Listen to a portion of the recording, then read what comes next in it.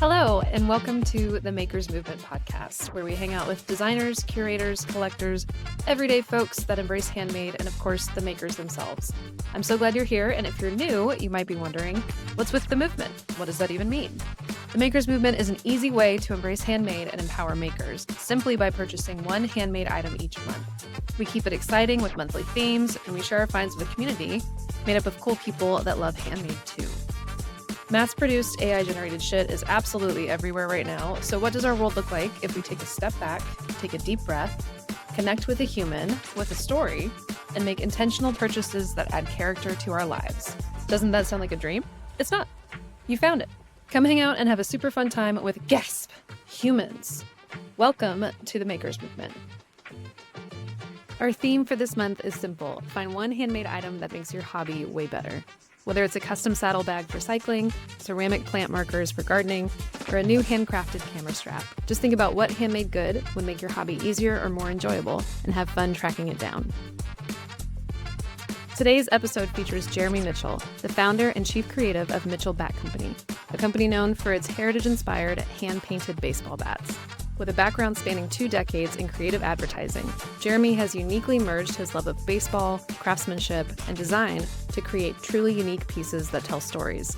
From collaborations with major brands like Nike and Ralph Lauren to being featured on ESPN, Jeremy's journey is a testament to turning passion into a successful business. Let's dive into his story and explore what drives the creativity behind Mitchell Bat Company.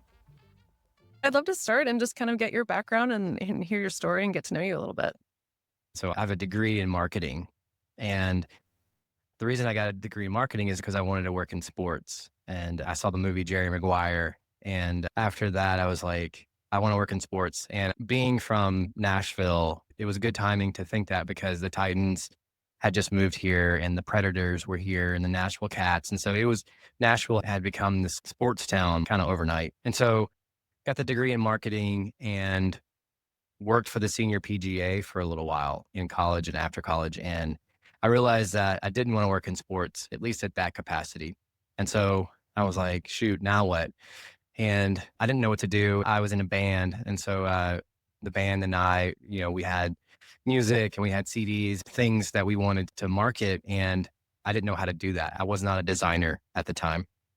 And I was kind of working this job, and next door to me was this girl that was my age, and she was a designer. I liked her because I had a kind of a crush on her. And so I would go and talk to her when I had a break. And I'd be like, what are you working on today? And she would show me all these things she was working on. I was like, wow, how do you know how to do this? And she's like, well, I went to school for it.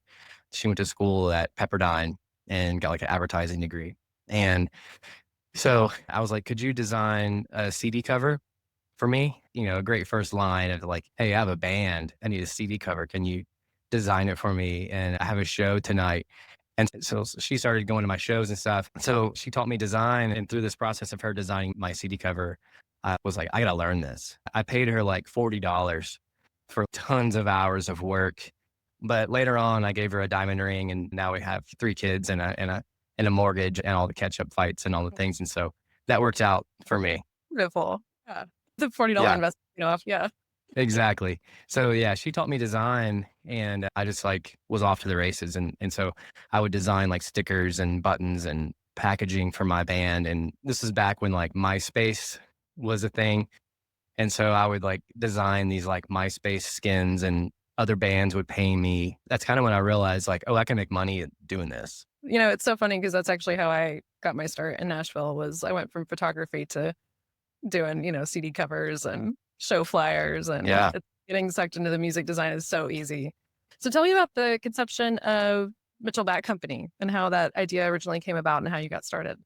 Yeah. So that was 2013 is when I launched, but baseball obviously is a part of me. I played baseball my whole life, and I've collected baseball cards my whole life. And I've just been a huge fan of baseball. And, that paired with design is what makes Mitchell Bat Company. At the time, I think I was needing a break from my computer and a break from client work. And, I was working at an agency called Red Pepper, and they were just full of excitement all the time. And that it was such a fun place to be. And I started at Red Pepper October 1st, 2013. and I launched my bat company 30 days later. Not by design. That was not anything that I intended. It just happened that way. At Red Pepper, we were constantly starting new things and launching things and putting stuff out on the web to see if it'll stick or go viral. So I had kind of had like a 30-day boot camp of like, wow, these people don't wait for anything. They're just putting stuff out there. And prior to that, so that was October. So prior to that, I was asked to be a part of a group of designers to help rebrand a skateboard company called Salem Town Board Co. And Brad Davis, which is another designer in town, he's like a photographer, retoucher. He worked at CMT for many years, super talented guy. He reached out to me, just a cold email, and just said, "Hey, we want to bless this skateboard company that's doing these great designs, and they're mentoring inner city kids and they're teaching them how to make skateboards and they're making money at it. And we would like to give them a complete overhaul of design and web and video and photography and all this stuff." And I was like, man, that sounds amazing, but we're about to have our second baby and I'm slammed and this is like really bad timing and I'm doing all this freelance and yes, I'll do it. And I agreed to do this for free when it was like not good timing at all.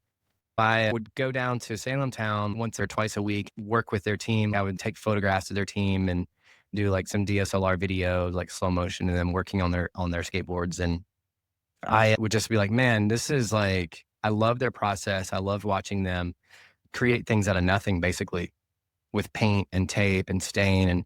And I was like, this is so cool. Like this has kind of opened up my eyes to like people making things. I really like enjoyed seeing them do that. And then once that project was over and, our baby was born and then I got the job at Red Pepper, I kept thinking about the skateboard company of like, like what can I do? Like what can I make? And I started drawing these baseball bats, like the bats that you see on the site. I started drawing them first, so just on paper.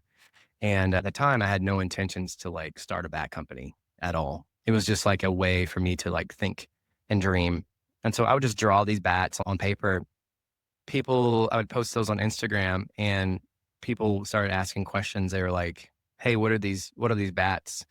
Are you going to make a bat company?" And I was like, "No, there's no way I'm doing that. I'm just drawing." And I just kept drawing. I kept designing, seeing things like that on paper that I'd never seen before on a baseball bat.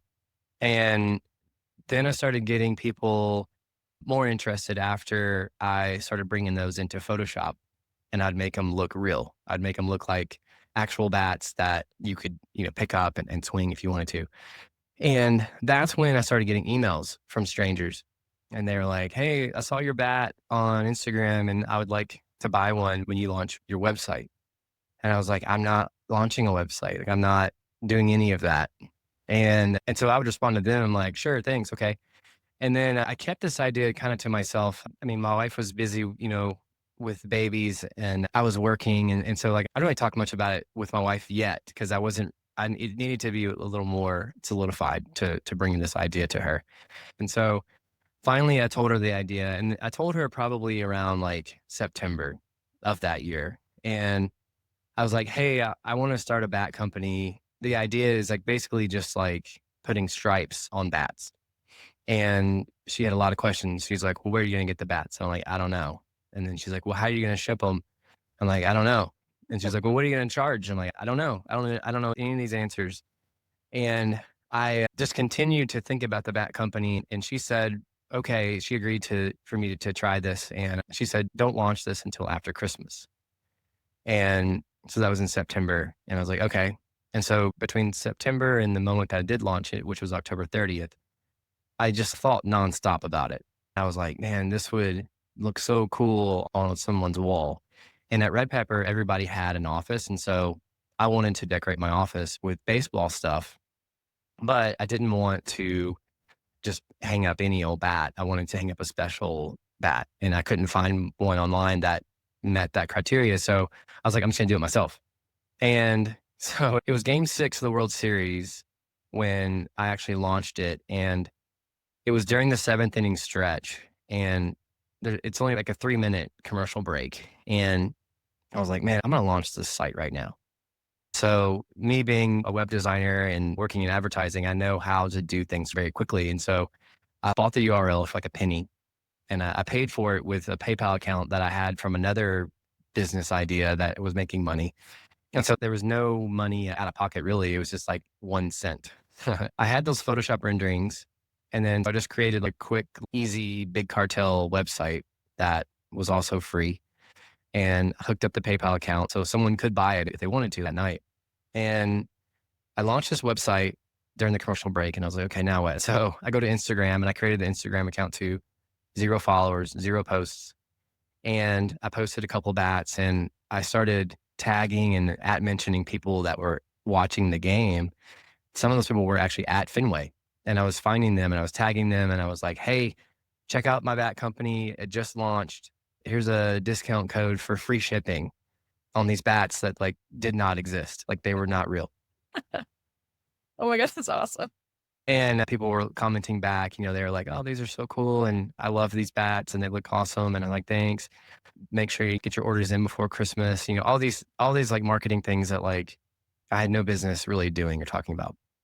And so the Red Sox won the World Series that night in Boston, and in Nashville, I started a bat company. Unreal. What a cool freaking story. And I think too, it just shows like the ability to turn something that originally wasn't even something that you wanted to do and realize that it could be a viable Yeah. thing. Just to have that like immediate validation and the ability to take it, from idea to reality that quickly is Yeah. so freaking inspiring. That is so cool. So what And was the response like? well, so the response at home was like, wait, I thought you were going to wait until after Christmas. But we sold 2 bats 4 days later, and I was blown away by that. And I was also freaked out a little because I didn't have bats, I didn't have paints, I didn't know what I was doing at all. And and so we had 2 sales from the same guy. The same guy bought 2 bats, and first he bought a bat. At the time, I only had 2 bats for sale on the site. It was the St. Louis and the Boston, and that's the teams that were in the World Series.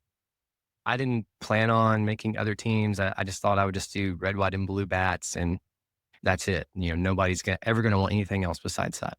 He bought a Boston bat, and then he emails me immediately, and he's like, I just bought a bat. And I was thinking he was going to say, I just bought a bat. I work for the FBI. You're going to jail. I was worst case scenario. I was like, oh no, this guy. But he was like, hey, I want to buy a Mets colored bat. Do you have a Mets colored orange and blue bat? And instead of like coming clean and saying, no, I don't, I just went to Photoshop and like changed the colors of a bat and threw that on the website, and then sent him a link to it, and he bought it. And so now 2 bats have been sold. And then throughout the week for the next like 10 days or so, I was selling like 1 bat per day. And I was like, this is insane. Like, what is happening? And day 14 of me in my company, I get an email from a writer, and he works for ESPN, like the ESPN. And he said, I want to post your bats on ESPN.com for Black Friday, for our Christmas Black Friday gift idea story. Do you want to do that? And I was like, this is insane. How is ESPN going to write about me, and how do they know about me? And I'm freaking out because I don't even know what's happening right now. In that email, well, before I said yes, in the email, he said, go check out last year's gift guide, and you can kind of see what it's going to look like. And in that was a football that I actually have right here, one of them. So this football is made by Leatherhead Sports. And I've been a fan of Leatherhead Sports for a long time. At that point, I reached out to Leatherhead Sports, and I just went to their website and clicked on their contact button. And I was like, hey, and told them who I was and what I was doing, and that ESPN had reached out and to ask their advice, basically. And I didn't know if I was emailing just like a bot or a contact form, or I just thought it was just going to go into the ether and then never hear back from anybody. And so within the hour, I hear back from the founder of Leatherhead Sports. His name's Paul Cunningham. And I had watched videos about him. I read blogs about him. Like I was starstruck that he would email me back. And he was like, "Yeah, I actually saw your bats the other day and was talking about them at spring training." I was like, "What? How on Uh, earth? Are you sure?" And he gave me some really good advice about the ESPN holiday gift guide. And so I responded back to that guy at ESPN and I was like, "Yeah, I'll do it. What do you need?" And he said, "I just need high res images of your product."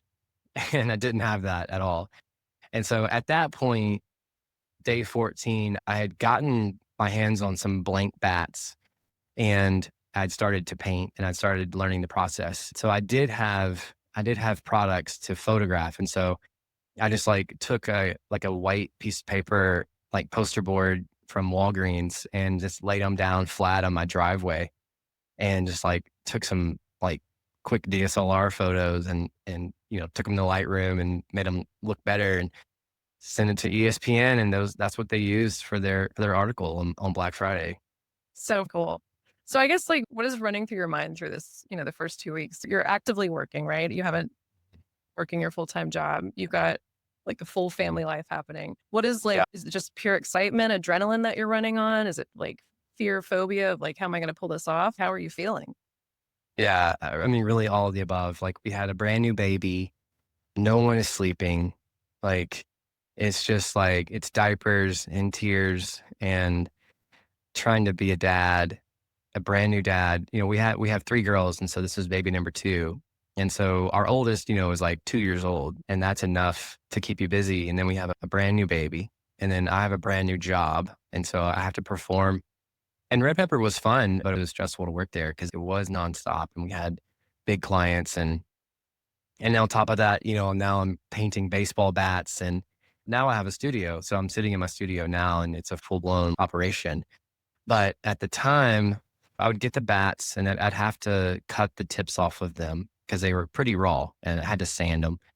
And so I remember going to Home Depot and like buying a saw and a sander and all this sandpaper. I remember standing in line going like, what am I doing? Like, this is crazy. I'll come home with the sander and the saw. The paint that I use is still the same paint that I use now. I go to art supply store and I get my paint from there. And so I'm just like painting these bats like in my backyard and just in like open air. I'm going inside and I'm taking these wet bats inside and I had to put them like in like laundry baskets. And then I moved my operation because I ran out of space. So I had to move the bats into like the baby's bed, like the crib. She was actually sleeping in the bassinet in our room.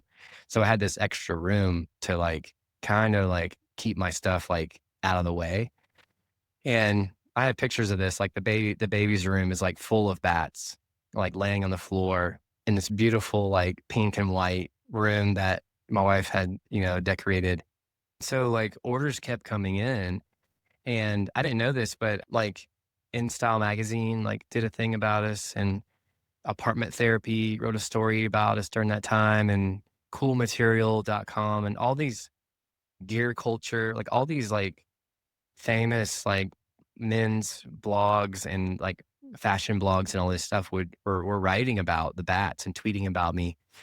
And I didn't know that. I was just like heads down and I was just like getting all these orders and like, this is insane. Like I've never, I mean, I've launched ideas before, like on my own, but they never had the immediate impact that anything like this has had. And it hasn't stopped in 11 years. Incredible. So like just to be completely clear, especially with listeners that might be launching things and putting marketing spend behind things, did you have any active marketing going on at this time? And that's nuts. I think especially, with your past being creative and marketing driven, like you've seen behind the scenes, behind the curtain of how much effort Mhm. it takes to take something to market and to really get like, basic awareness spreading and word of mouth going. So for it to happen naturally with like a really engaged audience is an incredible story. Yeah. Yeah. I didn't spend marketing back then and I don't now. Incredible. And so Yeah. everything is viral or That's just, amazing. natural. Huge. So I'm curious, coming from a digital focused background, especially with creativity, how is the work process different? Both like, the physical process of making and painting, but also like mentally, like I think you've described it before as being like almost meditative. So what is that process for you? Yeah. So sitting down to stripe a bat. So everything is tape. And so it's just detail work with my hands, sitting at a table with all my material right in front of me, scissors, tape. I've learned from like leather makers, they have an unlimited amount of tools that they use. And so I have this is my favorite thing. It's like a pen that's a needle that comes out of it that I use to pull up vinyl. And then I have a vinyl maker for customers that want to put, logos on the bats. So it's very therapeutic. I can just like sit down and focus on one thing at a time. Whereas when you're sitting at your computer, you're getting notifications and you're getting bombarded with meeting invites, and you have to go and click a mouse and use a keyboard and sit at a desk, and then you get up 8 hours later and you can't move your back. And so like that's really fun for me to be able to use my hands and my brain, but also like not just sitting there clicking and typing, which has its merits. You have to do that. It's a part of business and it's a part of the world. But I get to sort of step away from the screen and get to do what I've always loved to do, which is make things. Even when I was a kid, like making things out of Legos, like taking a box and looking at it and instructions, you're like, I know what this is supposed to look like when it's done, and I kind of have an idea of how long it's going to take. And then the customer knows what it's going to look like when it's done too. That's the fun part, is like everyone's on the same page. I know what's going to look like. Customer knows what's going to look like. And there's no question. There's no changes. Everybody's on the same page, which is very freeing for me. You mentioned growing up, but do you come from a family of makers? Do you have a history of like handmade in the family? My grandma made quilts. Like she was big into making quilts. And they were from Rockville, Indiana. And Rockville is like a farm town. It's a really small town. The square reminds me of the square on Back to the Future. So when I was little, we would go to this thing called the Covered Bridge Festival. We didn't miss one. In my whole life, I might have missed like four of these. Whole grass area in the courthouse area is just full of tents. And you go in, there's makers in all of them. And they make everything from candy to clothes, hats. It's all like knit stuff or like wooden toys. And so my grandma made quilts. And then on my dad's side of the family, they made brooms. They were broom makers. And so Wow. they had a whole tent that was like dedicated to making brooms. And it was like they made them right there. And they had all this like heavy equipment that you like, almost like an old sewing machine where you like use your foot to crank this thing. And then like you can pick your colors, and like, if you were like, I don't know, like a Cubs fan, you could get your like a Cubs broom made with Cubs colors. And then my mom, she could make anything. Like growing up, I watched her decorate cakes and do all this meticulous like work on baby clothes or like a baby bonnet. She was very good at sewing, and really still is. Like our church play hat needed like this costume made, this like Bible with like, your arms, and if, someone's going to get inside this book, and it's like she made that. And out of like foam, we were always going to Michael's. And so, yeah, I would say, yeah, I'm definitely like a third generation maker. Absolutely. And that's something too that like I'm so fascinated by this idea of like, handmade and made, just stuff made by humans is not new. It's something that 50 years ago was the norm. Anything you had was handmade. And so I think it's really interesting how we're kind of coming full circle to appreciate that more and more and understand like, hey, the process and the storytelling and the human touch and stuff is more and more coming to light in the sense of like it's meaningful. It makes it different. So my next question for you is about the actual usability of the bats. So the bats are not used; they're purely for decoration, correct? So how does that dynamic work when, I guess not with marketing, but just with customer conversations and how you kind of tell the story of the bats? Like how do you speak about them, I guess? Yeah. So how I speak about them is our bats are definitely made for the wall, not the field. You could hit with them if you wanted to, but they're the thing that you're going to buy a baseball fan who already has everything. Like it's the hard to shop for baseball fan who has the jersey and the hat and the framed autograph. Like they probably don't have a Mitchell bat, or maybe they do. Hopefully they do. But if they don't, then they're gonna love it because they've never seen it before, and they're like, "Oh my gosh, I've never seen this, and this reminds me of my team, or it reminds me of my grandpa, or it reminds me of the first time I ever went to a baseball game." I think it unlocks these people's memories and stories and why they love baseball. Oh, that's incredible. So tell me, I'd love to hear like maybe your two favorite stories of just in the time that you've been running Mitchell Bat Company and creating bats. Like what are like the coolest things that have happened? Wow, there's been a lot of cool stuff that has happened. I get invited to stuff, and it's stuff that I would have never ever gotten to do.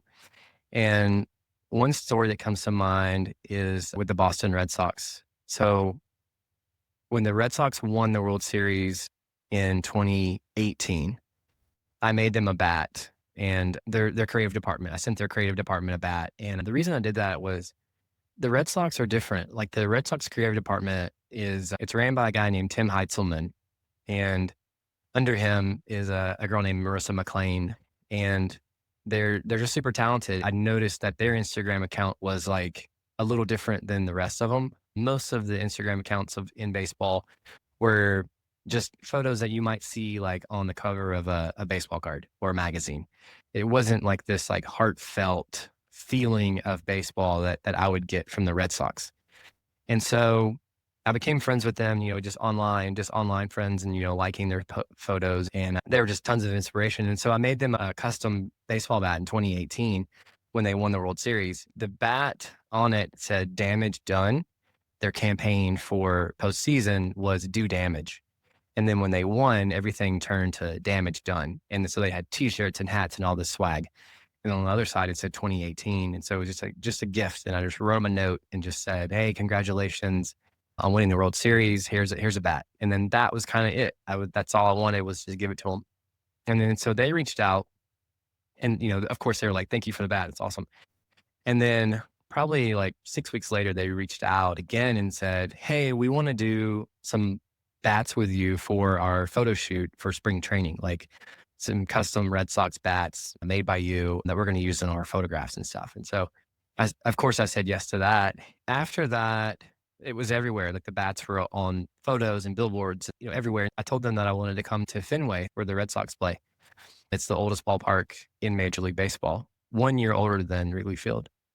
It's so old that the first game at Fenway was 4 days after the Titanic sunk. They were like, yeah, be our guest, come to Boston. I was like, okay, cool. And so we had tickets and I was like, hey, is there any way I could go inside the Green Monster? And the Green Monster at Fenway Park is like, sacred ground. Like nobody gets to go inside the Green Monster. And they're like, sure. No way. Yeah. And so I was like, holy cow, this is going to be insane. And so my wife and I, we got to Boston and we'll get to Fenway Park like super early because like we were going to do batting practice as well.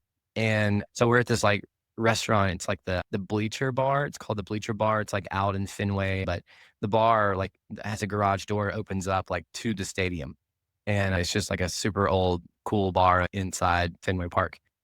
And so we're sitting there having a few Sam Adams as you do when you're in Boston. And I get a text from Marissa and she's like, hey, we're ready for you to come to gate D or I don't know where it was. And so I was like, all right. So we paid our tab and we were walking and we had kind of walked the wrong way. Like it was like, we should have taken a left. We took a right instead. And so we're walking and we're walking by this fence and they had like probably 10 or 15 photos of players holding my bat, No way. like at Fenway and just like 20 feet tall. It was huge, these huge banners. And I just like burst into tears. I was like, holy cow, I can't believe this. And there's a whole video of my wife like started videoing because I was just like, I was transported like out of my body. Like I was just like talking in circles. I'm like, I painted these bats and here they are. Fenway is like the oldest ballpark in America. I'm just like replaying this in my head. And so we took all these pictures and these people were walking by and I was like, hey, I painted these bats. And they're like, yeah, sure you did. I'm like, no, I really did. So after that moment was over, I was like, okay, we got to get to the gate. And we finally got to the gate where Marissa McLean was there. Nick Shee is another guy that works for the Red Sox or did at the time. Tim was there like hours before the game started. They walked us down the field and all the players are warming up and stuff. I'm like, I can't believe this. And we're walking on the grass and everybody's played there. Like Babe Ruth played there. Ted Williams from the Red Sox has played at this location. And so we go inside the Green Monster and it's like, there we are. We're inside of it. And they gave us a Sharpie. I got to write my name on the wall. No And way. yeah. And so there's like one key. Tim had a key around his neck. It was like, there's only one key to get in, I guess. And so on the way out, I was like, can I lock it? And he's like, sure. So I stuck the key in and I turned it. I think I turned it the wrong way. And I think it might have broken the lock because it wouldn't close. And he's like, we'll let the grounds crew figure that out. And so that was probably the most magical moment that I've had because of Mitchell Bat. But I've gotten to hang out with players and meet players and go to their house and become friends with people that I would have never imagined that I would be friends with because of this. Absolutely unreal. So if you could go back in time and tell yourself, during the World Series and when you're about to hit launch on your website that all of these things would have happened by launching that, would you have believed yourself? No, no Like, way. I mean, so I barely believe it now, and it's been 11 years, and I definitely didn't believe what was happening then. I even quit a few times, like through that first like month when it was just too much. Like it was, I would come home from work at like 6 and I would eat dinner, and then I would paint bats from like 7 p.m. to like 2 a.m. so And how long does it take to paint a bat?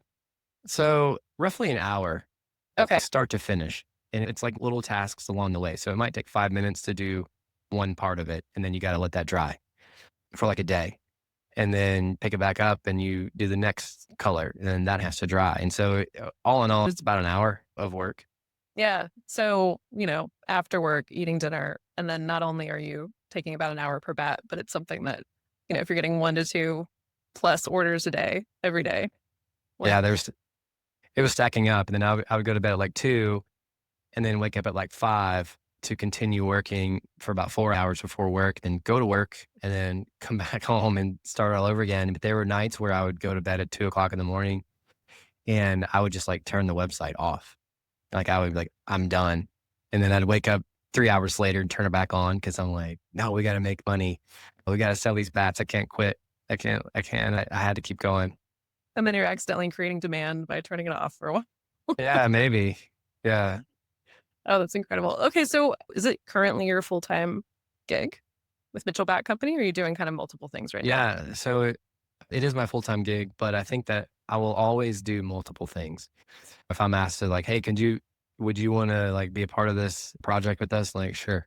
If it's going to be fulfilling and worth my time and it's profitable, yeah, of course I'll say yes to something. But yeah, currently it's my main source of income. Amazing. So, in terms of audience for this, my hope is that it's not only relevant to makers, but also to different shops that curate handmade goods and even economists to the point of like understanding the impact of the handmade market. I guess, what are some pieces of advice that you would have for makers or people that are thinking about taking their handmade thing, you know, part time, full time, even just launching it? Like, what are some things that you've learned over the past few years that would be helpful to folks just getting started? Sure. That's a big question. They solve everything in 2 sentences. Yeah. So don't give up. And if you can sell one, you can sell 100. And if you can sell 100, you can sell 1,000. And if you like it, there's going to be somebody else out there that likes it. And so there is no like shortage of customers. You just have to find them and don't give up. It's easy to get discouraged if you are posting stuff and it gets like 2 likes and that's one of the likes is your mom and some bot. So keep at it like every single day, post on LinkedIn, Twitter, Instagram, TikTok, post to Facebook, post on all those things every single day, no matter what. Don't stop. Like keep going. My story is like I don't understand my story. Like I don't understand why 2 days later, 4 days later, I started selling stuff. I don't know why 14 days later ESPN wrote a story about me. That's hard to replicate. It's hard to put in a bottle and explain it to somebody.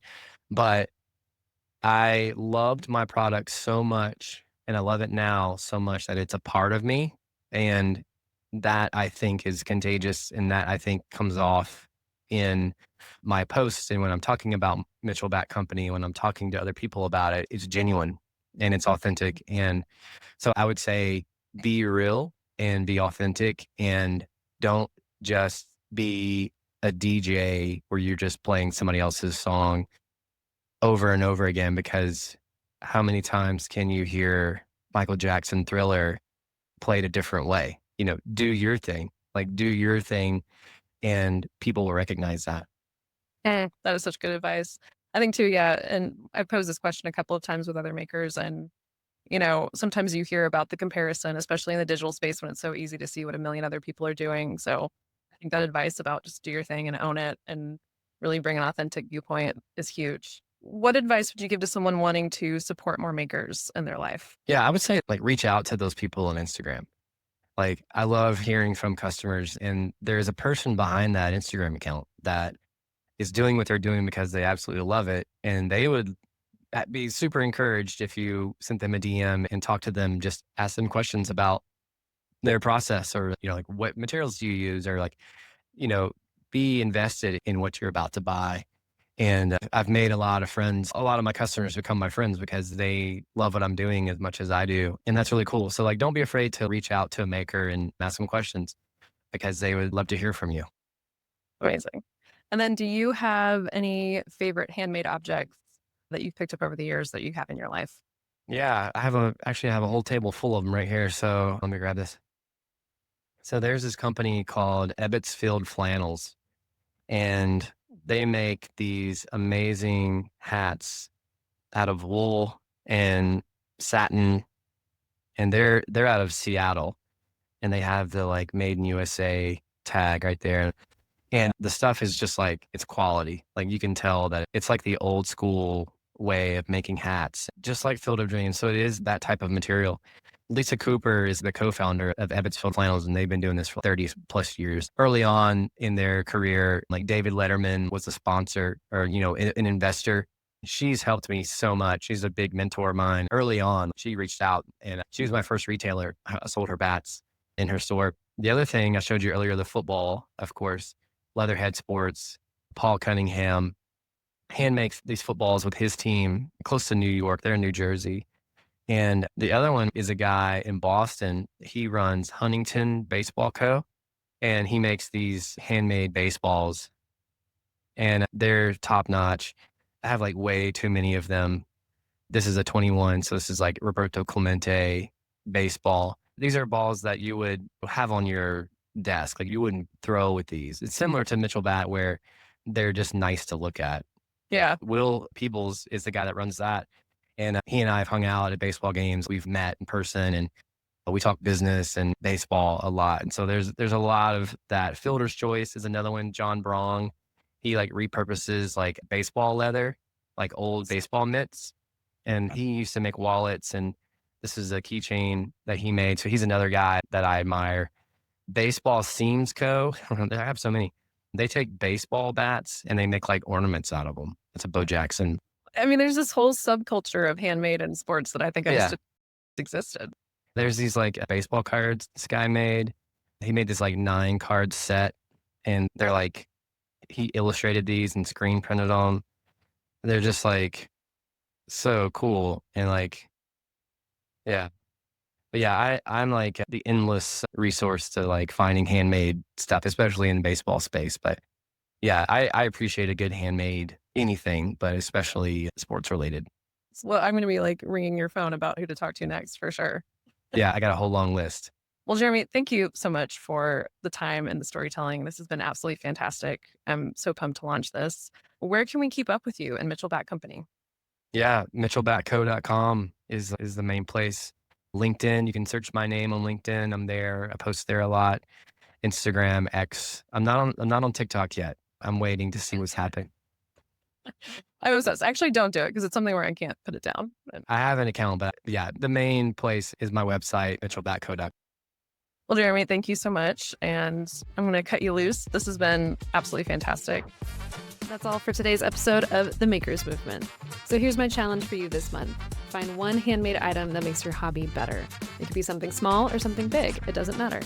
What matters is that it's handmade and brings value to the activity that you love. Once you've made your purchase, I would love if you could tag us at makers.movement and we'll go ahead and share it with the community. Remember, every time you choose handmade, you're choosing quality, creativity, and supporting real people. Until next time, happy hunting.